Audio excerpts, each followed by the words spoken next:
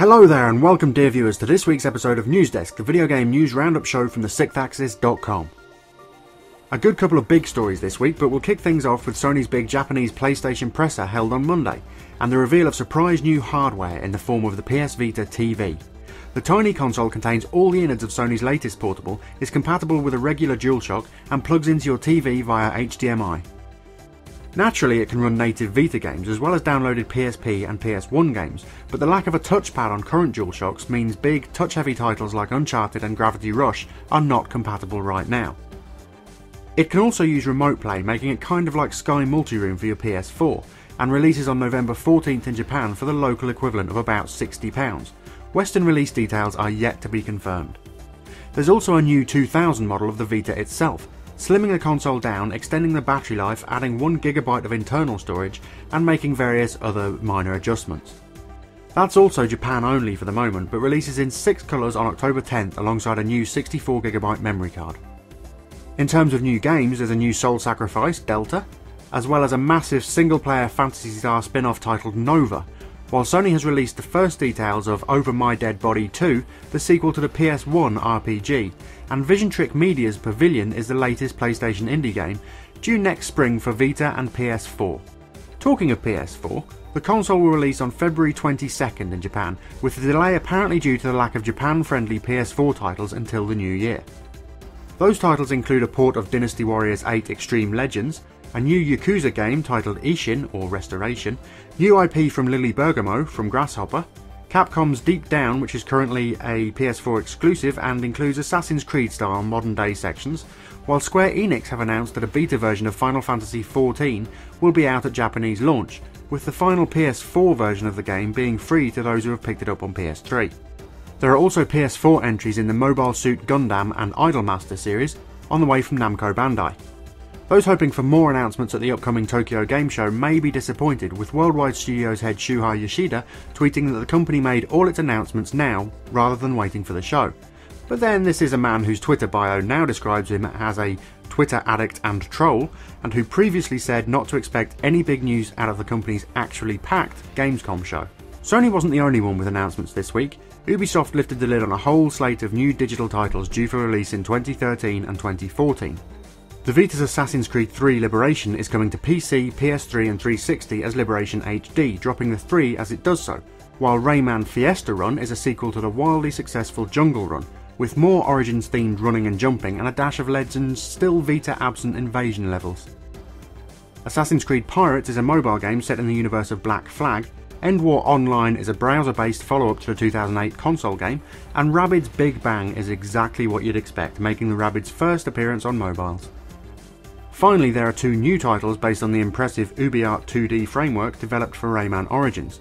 We told you about intriguing RPG Child of Light a few weeks ago, and Ubisoft Montpellier's Valiant Hearts is a World War I themed puzzle adventure game coming to current and next-gen platforms next year. Elsewhere, Valve has announced a new family sharing feature coming to Steam, allowing users to share selected titles from the libraries in a similar way to the proposed Xbox One features. Apple has revealed 2 new 64-bit iPhones, the 5S and 5C, as well as confirming that the new look iOS 7 will release on September 18th, and announcing a new Infinity Blade game coming from Epic. 23-year-old British game studio Blitz Games has unfortunately closed down, citing the collapse of THQ and the growth of mobile platforms as having a significant impact on their business. 50 of the 170 plus staff will be kept on to finish current projects, while the rest have been let go. And Criterion Games, developers of Burnout, Black and Need for Speed Most Wanted, have revealed that the company is now made up of less than 20 people. Around 60 previous staffers now form Ghost UK and will continue to contribute to the Need for Speed franchise, but the remaining core team is now working away at new things. Also in the news this week, the Android-based GameStick microconsole will release worldwide, including in the UK in October. A new free-to-play entry in the Soul Calibur series is on the way from Namco Bandai, while Dishonored will be receiving a DLC-filled Game of the Year edition come October. Sony have clarified that the Battlefield 4 PS3 to PS4 upgrade will work via a slip in the game's box, also confirming that retail copies of the game are eligible for the upgrade in the process. Polyphony Digital have suggested that a PS4 incarnation of Gran Turismo should be ready in a year or 2. Peach is the latest confirmed character for Smash Bros. On 3DS and Wii U, and Football Manager 2014 will launch on PC, Mac and Linux on October 31st. Warner Brothers have confirmed that they are to release games based on the new Harry Potter spin-off series of films, themselves based on J.K. Rowling's short comic relief novel Fantastic Beasts and Where to Find Them.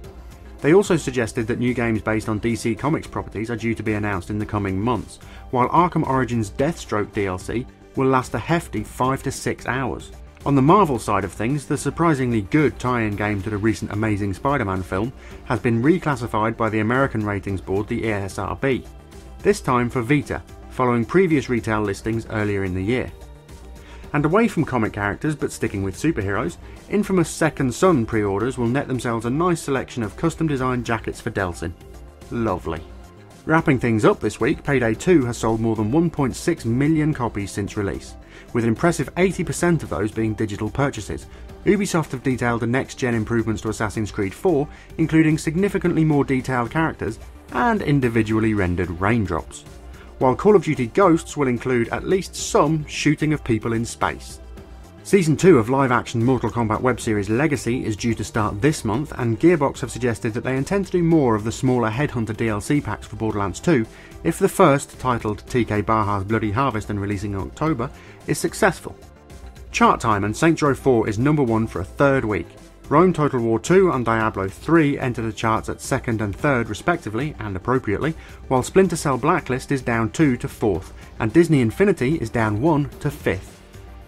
Other new entries include Killzone Mercenary at number 8 and Farming Simulator 2013 at number 10.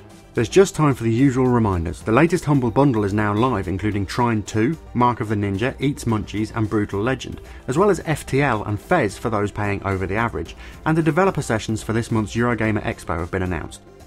Phil Harrison will be talking Xbox One at midday on the Thursday, while other presentations include Resogun, LEGO Marvel Superheroes, Dying Light, Beyond Two Souls, Tearaway, and a talk on the future of kickstarted microconsole Ouya.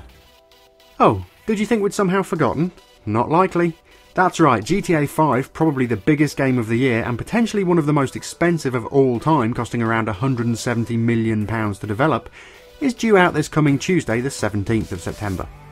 For those hopping aboard the last-minute hype train, series veteran DJ Laszlo will be co-hosting a special GTA-themed show with classic tracks from the series on Absolute Radio, today, Sunday the 15th at 8 PM. And those who have pre-ordered the game via the PlayStation Store will be able to preload the game from 3 PM this afternoon, ready for unlock on Tuesday morning. Our totally spoiler-free review and a few tasty videos of the PS3 version of the game in action will be live at 3 PM on Monday 16th, so be sure to check that out too. That's it for this week's show, but stay tuned to TheSixthAxis.com for all the latest news, and follow us on Twitter and like us on Facebook to get that news delivered right to you. We'll be back next week with more Newsdesk, but until then, thanks for watching.